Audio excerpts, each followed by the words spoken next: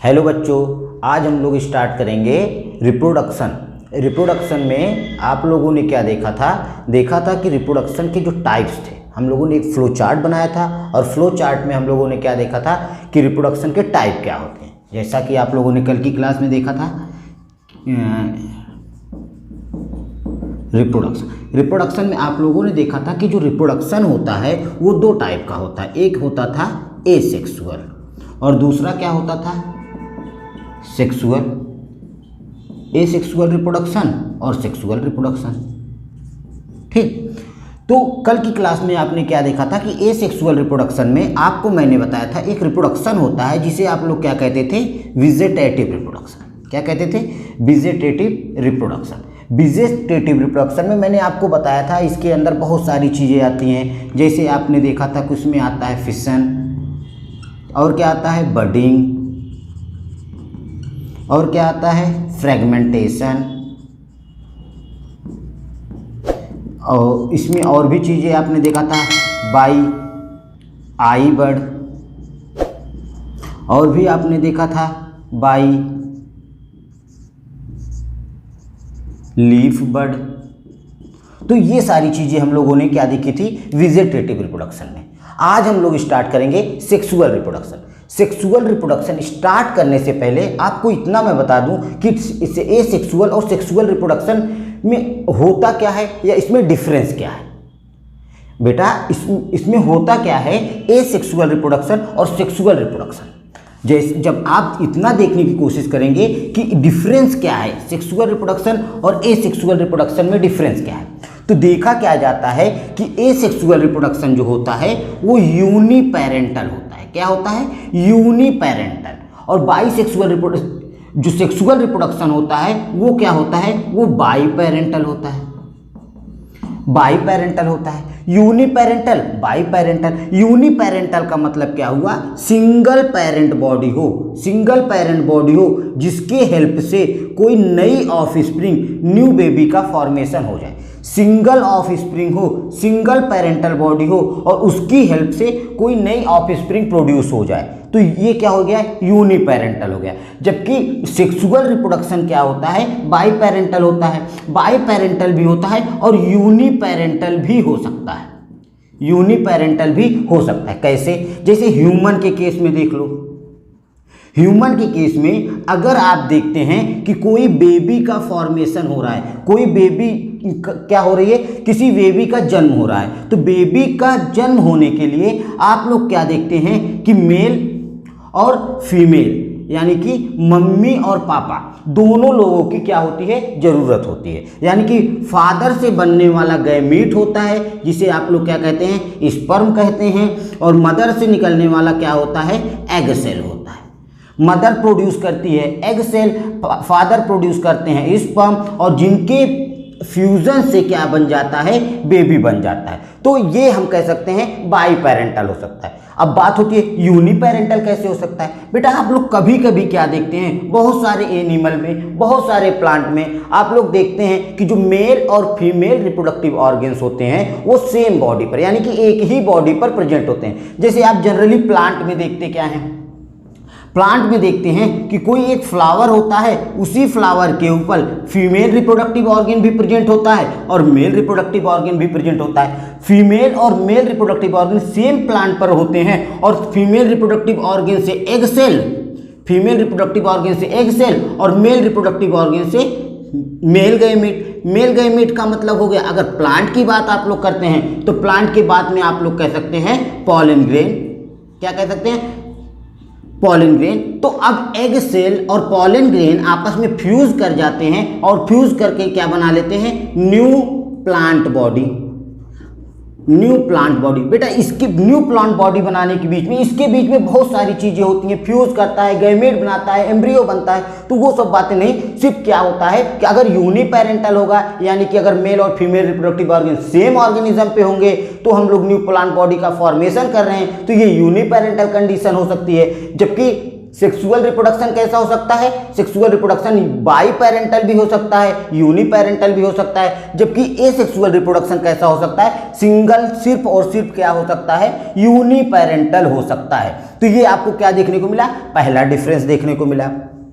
अब बात दूसरे डिफरेंस की करें तो आपने अभी क्या देखा था कि सेक्सुअल रिप्रोडक्शन के अंदर स्पर्म बन रहा है और क्या बन रहा है? एग सेल बन रही है। एग सेल का मतलब क्या हो गया? ओवा का फॉर्मेशन हो रहा है। जबकि एसेक्सुअल रिप्रोडक्शन में एक स्पर्म और ओवा कुछ भी नहीं बन रहा है। इट मीन्स हम कह सकते हैं कि एसेक्सुअल रिप्रोडक्शन में जो गैमीट्स होते हैं, गैमीट्स का मतलब बेटा स्पर्म या ओवा, या फिर हम कह सकते हैं एग सेल या पॉलन ग्रेन, जो गैमीट्स होते हैं उन गैमीट्स नॉट फॉर्म, गैमीट का फॉर्मेशन नहीं होता। फॉर्मेशन आप, या फिर आप कह सकते हैं गैमीट नॉट फॉर्म्ड, गैमीट का फॉर्मेशन नहीं होता है। जबकि सेक्सुअल रिप्रोडक्शन में क्या होता है? Formation of gamete, formation of gamete होता है। हाँ होता है। तो सेक्सुअल रिप्रोडक्शन में गैमीट का फॉर्मेशन होता है, एसेक्सुअल रिप्रोडक्शन में गैमीट का फॉर्मेशन नहीं होता। साथ में बेटा क्या होता है? फॉर्मेशन ऑफ गैमीट भी होता है और fusion of gamete, formation fusion of gametes, fusion of gametes भी सेक्सुअल रिप्रोडक्शन होता है। जब गैमीट बने हैं तो बेटा सिर्फ एक गैमीट, चाहे मेल गैमीट हो जाए चाहे फीमेल गैमीट हो जाए, कोई सिंगल गैमीट क्या है वो नए ऑफस्प्रिंग, न्यू प्लांट बॉडी या न्यू बेबी का फॉर्मेशन नहीं कर सकती जब तक दोनों गैमीट्स, मेल और फीमेल गैमीट्स आपस में फ्यूज ना हो, फ्यूज ना हो। तो इसीलिए कहा जाता है सेक्सुअल रिप्रोडक्शन में formation and fusion of gametes take place, जबकि इसमें गैमीट्स का फॉर्मेशन या फ्यूजन नहीं होता है। थर्ड वन बेटा, अगर तीसरी बात आप करना चाहते हैं तो तीसरी बात क्या होती है? एसेक्सुअल रिप्रोडक्शन क्या होता है? सिंपल होता है, सिंपल होता है और फास्ट होता है। सिंपल होता है, फास्ट होता है, जबकि सेक्सुअल रिप्रोडक्शन क्या होता है? सेक्सुअल रिप्रोडक्शन क्या होता है? स्लो होता है और कॉम्प्लेक्स होता है। Complex compare to asexual reproduction, compare to asexual reproduction. समझ में आई बात? तो ये क्या होगा? ये सिंपल हो जाएगा, फास्ट हो जाएगा, लेकिन सेक्सुअल रिप्रोडक्शन क्या हो जाएगा? स्लो होगा, कॉम्प्लेक्स होगा in compare to sexual reproduction. अब बेटा इसमें एक डिफरेंस और भी मैं आपको बताता हूं। एक डिफरेंस क्या होता है? जो एसेक्सुअल रिप्रोडक्शन से फॉर्म्ड होने वाला ऑफस्प्रिंग होता है वो क्या हो सकता है? वो आइडेंटिकल हो सकता है। आइडेंटिकल का मतलब सेम, आइडेंटिकल का मतलब same to parental body, same to क्या हो सकता है? पेरेंटल बॉडी हो सकता है। आइडेंटिकल हो सकता है किसके? अपने पेरेंटल बॉडी के आइडेंटिकल। अब बेटा आइडेंटिकल इन केस आप अगर बात करना चाहें आइडेंटिकल कैसे कह सकते हैं? कह सकते हैं मार्फोलॉजिकल। मार्फोलॉजिकल, मार्फोलॉजिकल का मतलब क्या होता है? अब आप सोच रहे होंगे कि मार्फोलॉजिकल का मतलब क्या होता है? मार्फोलॉजिकल का मतलब होता है बेटा जो एक्सटर्नल अपीयरेंस होता है, यानी कि बाहर से देखने वाला। जैसे ये दो मार्कर, इन दोनों मार्कर को अगर आप देखना चाहें तो ये क्या है? मार्फोलॉजिकल सेम है। तो मार्फोलॉजी अगर बाहर से देख करके, एक्सटर्नली देख करके अगर आप दोनों का एक्सप्लेनेशन कर रहे हैं तो ये क्या कहलाती है? मार्फोलॉजी कहलाती है। तो एसेक्सुअल रिप्रोडक्शन में जो बेबी प्रोड्यूस होता है वो आइडेंटिकल हो सकता है पेरेंटल बॉडी के। आइडेंटिकल में भी कैसे? मार्फोलॉजिकल आइडेंटिकल हो सकता है। साथ में कह सकते हैं हम लोग जेनेटिकल, जेनेटिकल भी क्या हो सकता है? आइडेंटिकल हो सकता है। जेनेटिकल का मतलब हो गया जीन, जीन का मतलब क्या हो गया? क्रोमोसोम्स। तो ठीक है, तो जेनेटिकल और मार्फोलॉजिकल क्या हो सकता है? आइडेंटिकल हो सकता है। जबकि इसमें क्या होगा? आइडेंटिकल नहीं होगा, आइडेंटिकल नहीं होगा। तो सेक्सुअल रिप्रोडक्शन में जो ऑफस्प्रिंग होगा वो पेरेंटल बॉडी के आइडेंटिकल नहीं होगा, यानी कि मार्फोलॉजिकली और जेनेटिकली सिमिलर नहीं होगा। जबकि एसेक्सुअल रिप्रोडक्शन में हमें देखने को मिल जाता है identical to parent body. Simple सा एग्जांपल, अगर आइडेंटिकल की बात करते हैं तो इसका एक बहुत अच्छा सा एग्जांपल क्या होता है? इसका एक एग्जांपल होता है क्लोन। क्या होता है? क्लोन। क्लोन का मतलब समझ ही रहे होंगे कि किसी एक ऑर्गेनिज्म से किसी एक पार्ट को ले ले और उस पार्ट से क्या करें? उसी ऑर्गेनिज्म जैसा एक नया पार्ट बना ले, एक नया ऑर्गेनिज्म बना ले। ये तो आप अच्छे से समझ रहे होंगे। तो अब बेटा जब आप इतना समझ सकते हैं तो ये भी सोच सकते होंगे एक तरफ तो आप सोच रहे होंगे कि जब ये सिंपल होता है तो क्यों ना यही हो जाए, एक तरफ ये सोच रहे होंगे ये जब आइडेंटिकल होता है तो ये होने की क्या ज़रूरत है। बेटा है ज़रूरत। अगर सोच लो, अगर सोच लिया जाए कि हमारे किसी भी इंसान के या किसी भी कपल्स को 10 बच्चे पैदा होता नहीं है बेटा। आजकल तो एक बच्चा ही 2 बच्चा पूरा वो काम कर जाता है। मान लेते हैं, एक एग्जाम्पल देख लेते हैं कि किसी भी परिवार में 10 बच्चे पैदा होते हैं और 10 के 10 बच्चे क्या हैं, 10 बच्चे पैदा होते हैं और 10 के 10 बच्चे क्या हैं, आइडेंटिकल हैं एक दूसरे के आइडेंटिकल हैं। अगर मान लेते हैं कि एक दूसरे के आइडेंटिकल हैं, एक दूसरे की क्लोन कॉपी हैं, तो क्या होगा। और मान लीजिए कि उनके पड़ोसी के यहाँ बर्थडे पार्टी हुई, तो बर्थडे पार्टी में पड़ोसी ने क्या किया, अपने पड़ोसी को निमंत्रण दे दिया और वो 10 के 10 लोग उन पड़ोसी के घर चले गए बर्थडे पार्टी मनाने। और जब 10 लोग साथ में बर्थडे पार्टी मना रहे हैं और पता चले कि किसी एक को केक पसंद है, तो 10 लोग क्या करेंगे, केक मार जाएंगे। और जब 10 लोग केक पे ही खा जाएंगे तो और जो रिलेटिव्स आए रहेंगे उनको केक नहीं मिलेगा। हो गई ना घोर बेइज्जती। तो बेइज्जती तो ये तो एक कॉमन सी बात है, समझने की बात बता रहा था। तो ऐसी बहुत सारी डिमेरिट्स हो जाती हैं। आप एक क्लास में 10 लोग बैठे रहोगे और 10 लोग एक दूसरे के आइडेंटिकल रहोगे, तो किसको कैसे पहचाना जाएगा, या फिर किसके नंबर को एनालाइज किया जाएगा, किसके मार्क्स को एनालाइज किया जाएगा। तो बहुत सारी डिमेरिट्स होती हैं ये सेक्सुअल रिप्रोडक्शन के लिए। इसीलिए क्या होता है, जो सेक्सुअल रिप्रोडक्शन देखने को मिलता है ये जो होता है ये सही होता है, कॉम्प्लेक्स भले ही होता है, स्लो भले ही होता है, लेकिन इसका बेनिफिट इसके कंपेयर में ज़्यादा होता है। आई बात समझ में। तो बस इतनी बात जब समझ में आ गई डिफरेंट बिटवीन सेक्सुअल और एसेक्सुअल रिप्रोडक्शन में, तो बेटा आज हम लोग स्टार्ट करेंगे सेक्सुअल रिप्रोडक्शन। आज हम लोग क्या स्टार्ट करेंगे, सेक्सुअल रिप्रोडक्शन स्टार्ट करेंगे। और आपको पता है कि सेक्सुअल रिप्रोडक्शन स्टार्ट करने से पहले मैंने आपको बताया कि ये कॉम्प्लेक्स प्रोसेस होता है, स्लो प्रोसेस होता है। कॉम्प्लेक्स का मतलब बेटा हुआ ये बहुत लंबा प्रोसेस होता है। सेक्सुअल रिप्रोडक्शन बहुत लेंदी प्रोसेस होता है, बहुत सारी बातें इसमें होती हैं। तो अब आपको सेक्सुअल रिप्रोडक्शन जब देखना है, जानना है, तो सेक्सुअल रिप्रोडक्शन में बेटा सेक्सुअल रिप्रोडक्शन दोनों में होगा। दोनों में होगा का मतलब प्लांट में भी होगा, और किस में होगा, एनिमल में भी होगा। तो आपके सिलेबस में दोनों का सेक्सुअल रिप्रोडक्शन क्या किया गया है, एक्सप्लेन किया गया है। तो बेटा समय को अगर यूटिलाइज किया जाए तो दोनों का सेक्सुअल रिप्रोडक्शन, जो प्रोसेस ऑफ सेक्सुअल रिप्रोडक्शन होता है वो दोनों का सेम होता है। अंदर यानी कि रिप्रोडक्शन के अंदर जब आप घुसेंगे तब वहां आप देखेंगे कि दोनों का दोनों जो है एक एग्जैक्ट एक सिमिलर प्रोसेस से गुजरता है। उसमें भी गैमेट्स बनेंगे, इसमें भी गैमेट्स बनेंगे, उसमें भी फ्यूजन होगा, इसमें भी फ्यूजन होगा, उसमें भी जाइगोट बनेगा, इसमें भी जाइगोट बनेगा, उसमें भी एम्ब्रियो का फॉर्मेशन होगा, इसमें भी एम्ब्रियो का फॉर्मेशन होगा। इट मीन्स दोनों का the process of sexual reproduction जो क्या है, वो दोनों का प्रोसेस ऑफ सेक्सुअल रिप्रोडक्शन क्या है, आइडेंटिकल है, सेम है। लेकिन अब उस सेक्सुअल रिप्रोडक्शन के अंदर जब घुसते हैं तो जो प्रोसेस ऑफ सेक्सुअल रिप्रोडक्शन है उस प्रोसेस में जो टर्मिनोलॉजी है, जो टर्म्स हैं, जो शब्द यूज किए गए हैं कि वहां के गैमेट्स को क्या कहा जा रहा है, एनिमल्स के गैमेट्स को क्या कहा जा रहा है, या एनिमल्स के जो गैमेट्स का फॉर्मेशन हो रहा है उस प्रोसेस को क्या कहा रहा है, ये जो टर्मिनोलॉजी है इनका नाम बदला गया है। तो आज की क्लास में हम लोग एक सेक्सुअल रिप्रोडक्शन पढ़ लेते हैं, किसी एक किंगडम का पढ़ लेते हैं, चाहे वो प्लांट ग्रुप का आप लोग पढ़ लीजिए, चाहे वो एनिमल ग्रुप का पढ़ लीजिए। ठीक, तो चलिए अगर देखा जाए तो आज हम लोग स्टार्ट कर देते हैं। आज हम लोग पढ़ लेते हैं प्लांट का सेक्सुअल रिप्रोडक्शन। किसका, प्लांट का सेक्सुअल रिप्रोडक्शन। चलिए तो स्टार्ट क्या करना है, स्टार्ट करना है सेक्सुअल रिप्रोडक्शन इन प्लांट्स। किस में पढ़ना है, प्लांट्स में पढ़ना है। अगर सेक्सुअल रिप्रोडक्शन इन प्लांट में पढ़ना है तो मैंने आपको ये जानना चाहिए कि रिप्रोडक्शन स्टार्ट करने से पहले हमें क्या जानना है, हमें जानना है रिप्रोडक्टिव ऑर्गन। बेटा प्लांट का जो रिप्रोडक्टिव ऑर्गन होता है उसे कहा जाता है फ्लावर। उसे क्या कहा जाता है, फ्लावर कहा जाता है। प्लांट का जो रिप्रोडक्टिव ऑर्गन होता है वो फ्लावर होता है। इसी फ्लावर को अगर हम लोग डिटेल में पढ़ते हैं तो देखते क्या हैं कि फ्लावर के अंदर प्रेजेंट होता है मेल रिप्रोडक्टिव पार्ट। क्या प्रेजेंट होता है, मेल रिप्रोडक्टिव ऑर्गन आप लोग कह सकते हैं, और साथ में कह सकते हैं फीमेल रिप्रोडक्टिव ऑर्गन।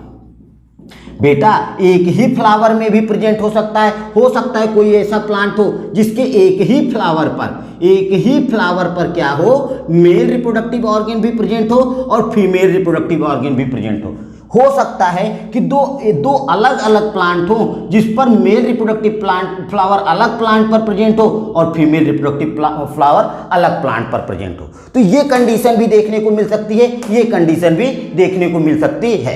तो बेटा इसी चीज को जानने के लिए कि अगर ये सेम प्लांट पर मिल रहा है रिप्रोडक्टिव ऑर्गन या अलग अलग प्लांट पर रिप्रोडक्टिव ऑर्गन मिल रहा है तो ये क्या होते हैं। बेटा आपको एक चीज पता होगी कि अगर मेल और फीमेल रिप्रोडक्टिव ऑर्गन एक ही प्लांट पर प्रेजेंट है तो उसको क्या कहा जाता है, उसको कहा जाता है मोनोइसियस। उसको क्या कहा जाता है, मोनोइसियस प्लांट। उसको क्या कहा जाता है, मोनोइसियस प्लांट कहा जाता है। और अगर अलग अलग प्लांट पर प्रेजेंट होता है तो इसको कहा जाता है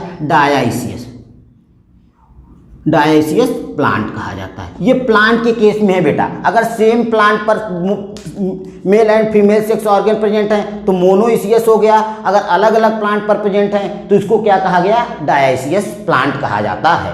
ठीक, चलिए तो अब बात करते हैं बेटा हमें रिप्रोडक्टिव ऑर्गन कौन सा है, रिप्रोडक्टिव पार्ट्स कौन सा है। रिप्रोडक्टिव पार्ट है फ्लावर।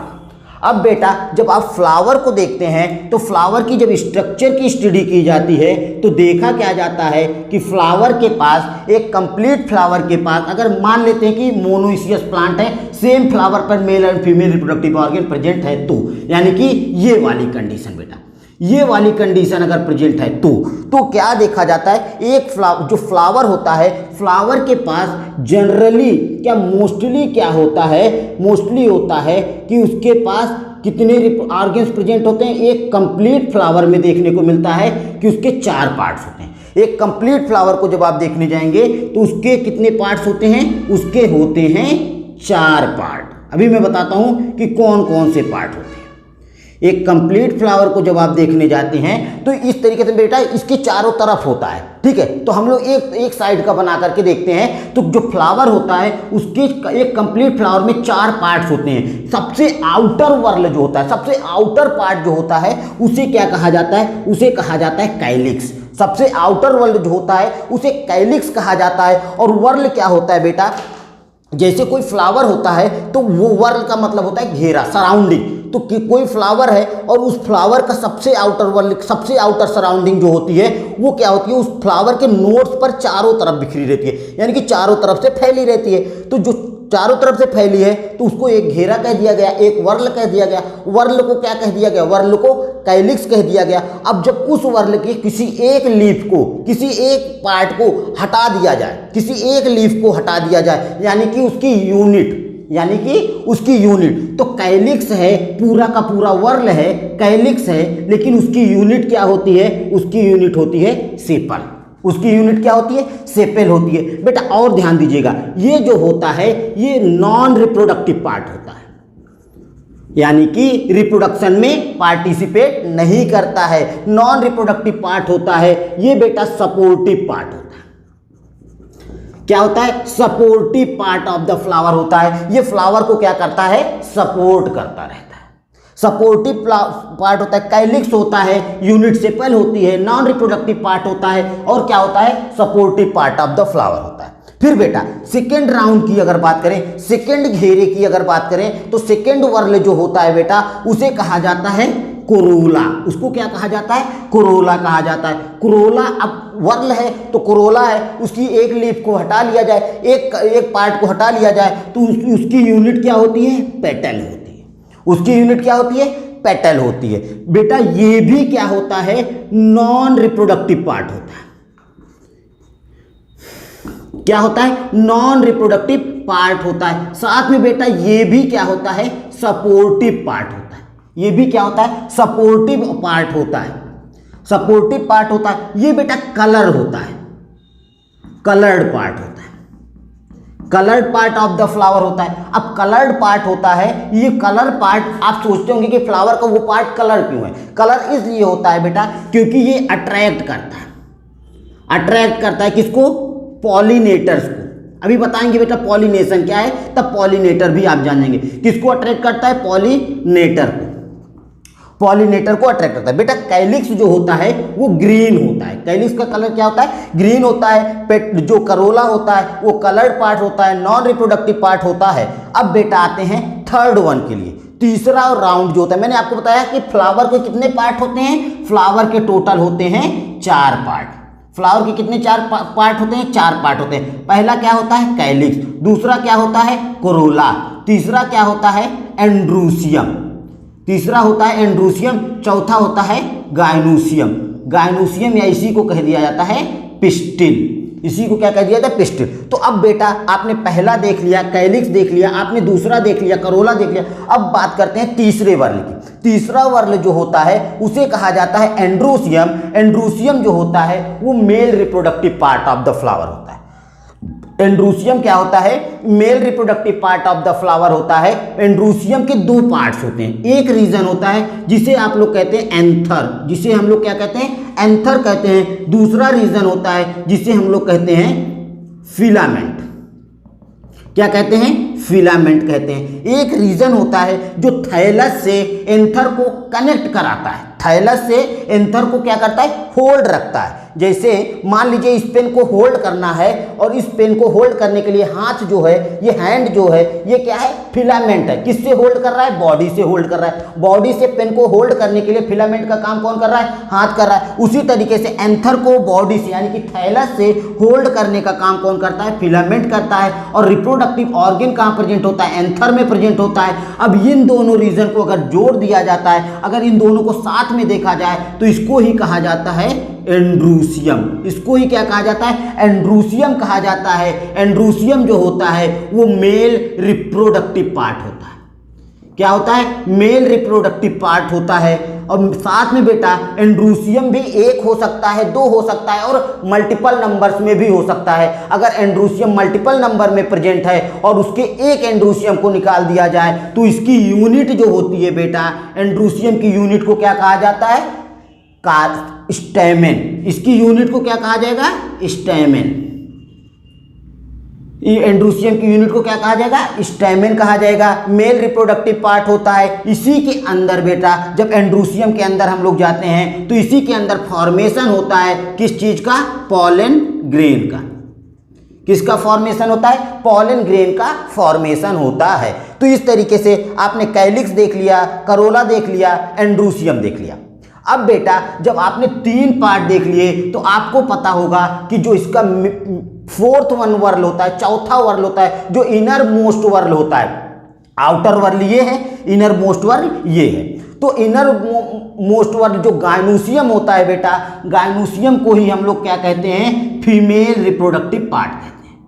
फीमेल रिप्रोडक्टिव पार्ट कहते हैं। फीमेल रिप्रोडक्टिव पार्ट जो गाइनोसियम होता है बेटा, इसके पास भी क्या होता है? ये 3 रीजन में डिवाइड होता है। Female reproductive part gynoecium 3 region में डिवाइड होता है। पहला रीजन जो होता है इसको कहा जाता है स्टिग्मा। इसको क्या कहा जाता है? स्टिग्मा। दूसरा रीजन होता है जिसे आप लोग कह सकते हैं स्टाइल। और थर्ड वन रीजन जो होता है इसे कहा जाता है ओवरी। तो इस तरीके से देखा जाता है जो इनर मोस्ट वर्ल होता है उसके 3 रीजन प्रेजेंट होते हैं। स्टिग्मा होता है, स्टाइल होती है और ओवरी होती है। और बेटा जब इन तीनों वर्ल को, तीनों पार्ट्स को आपस में जोड़ दिया जाए तो यही पार्ट क्या बन जाता है? पिस्टिल बन जाता है, या इसी को आप लोग कह देते हैं गाइनोसियम।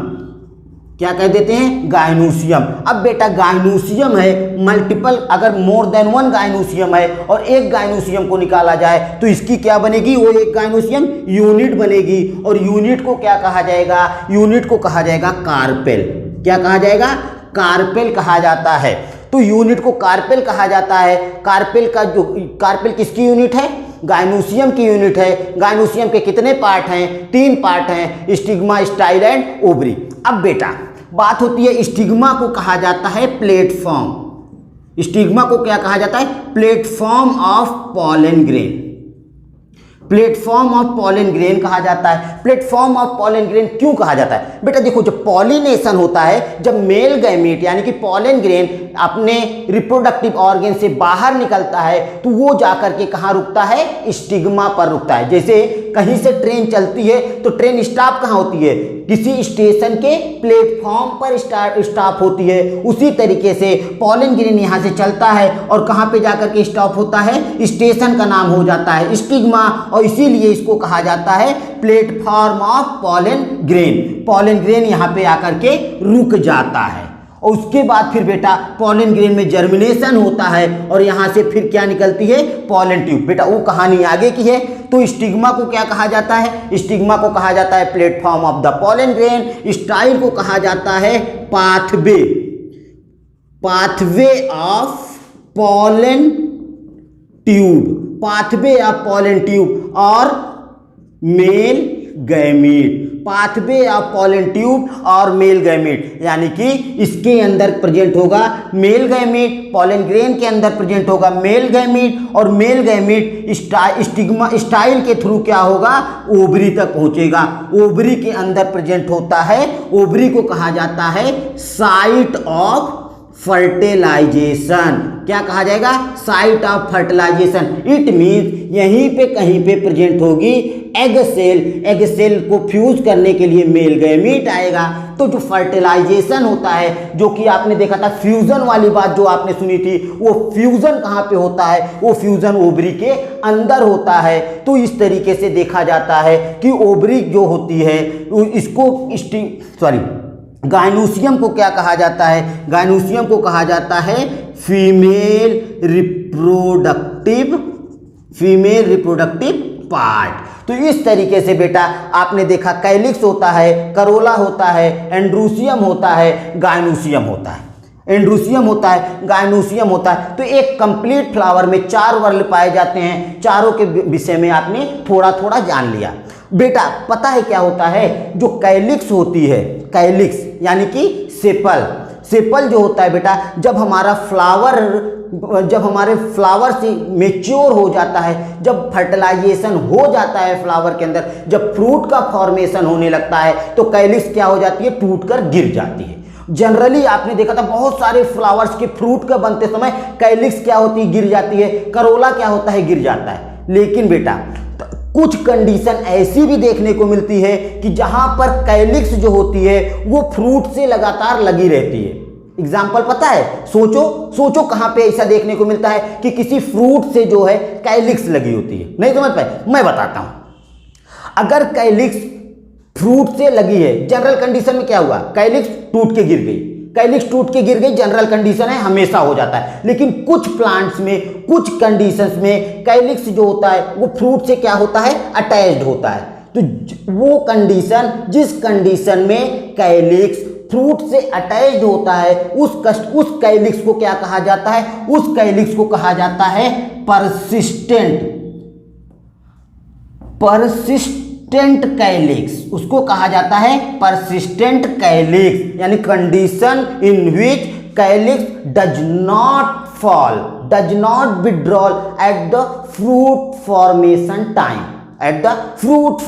टाइम, आपको पता है फ्रूट फॉर्मेशन के समय जनरल कंडीशन में कैलिक्स गिर जाती है, लेकिन कुछ कंडीशंस में हम देखते हैं कैलिक्स अटैच्ड रहती है टू फ्रूट। उस कंडीशन को, उस कैलिक्स को कहा जाता है परसिस्टेंट कैलिक्स। ये देखने को कहाँ मिलता है, मैं बताता हूँ आपको। मिर्चा देखो, मिर्चे में देखते हैं, मिर्चे के ऊपर क्या होता है, डंडी लगी होती है, डंडी के ऊपर क्या होता है, इस तरीके से 4 पत्तियां मिर्चे को पकड़ के बैठी रहती हैं। समझ में आई बात। उसी तरीके से टमाटर देख लो, टमाटर में आप देखते क्या है कि जब प्लांट को लाते, टमाटर ताजा ताजा तोड़ के खेतों से लाते हैं, तो टमाटर के चारों तरफ इस तरीके से पत्तियां लगी होती हैं कि नहीं लगी होती हैं, लगी होती हैं। बैगन देखो, बैगन में भी यही देखने को मिलता है, यानी कि ब्रिंजल।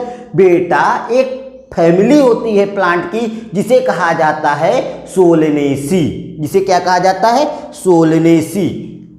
जनरली सोलेनेसी फैमिली के जो वेजिटेबल्स होते हैं, उन वेजिटेबल्स की कैलिक्स जो होती है वो फ्रूट से अटैच्ड होती है, यानी कि परसिस्टेंट कैलिक्स की कंडीशन पाई जाती है। बस बेटा, तो फ्लावर की अगर बात हम लोग करते हैं, रिप्रोडक्टिव ऑर्गन की बात करते हैं, प्लांट में सेक्सुअल रिप्रोडक्टिव ऑर्गन की बात करते हैं, तो मेन रिप्रोडक्टिव ऑर्गन फ्लावर होता है। फ्लावर के दो रीजन्स होते हैं। अगर आप फ्लावर को देखते हैं तो फ्लावर के 4 पार्ट, कंप्लीट फ्लावर के 4 पार्ट होते हैं। कैलिक्स होता है, करोला होता है, एंड्रोसियम होता है, गाइनोसियम होता है। एंड्रोसियम जो होता है वो मेल रिप्रोडक्टिव ऑर्गन होता है। गाइनोसियम जो होता है, कहीं कहीं पे पिस्टिल भी कहा जाता है, ये क्या होता है, फीमेल रिप्रोडक्टिव ऑर्गन होता है। फिर जब आप एंड्रोसियम के अंदर जाएंगे तो देखेंगे एंड्रोसियम के 2 पार्ट होते हैं, एक एंथर होता है, दूसरा फिलामेंट होता है। एक क्या होता है, एंथर होता है, दूसरा फिलामेंट होता है। एंथर और फिलामेंट को जब साथ में जोड़ दिया जाता है तो क्या बन जाता है, एंड्रोसियम बन जाता है। और एंड्रोसियम के अंदर फॉर्मेशन किस चीज का होगा, मेल गैमीट का फॉर्मेशन होगा, मेल गैमीट का फॉर्मेशन होगा। और प्लांट के केस में मेल गैमीट जनरली अगर बाहर से देखो तो कह देते हैं कि पॉलन ग्रेन है।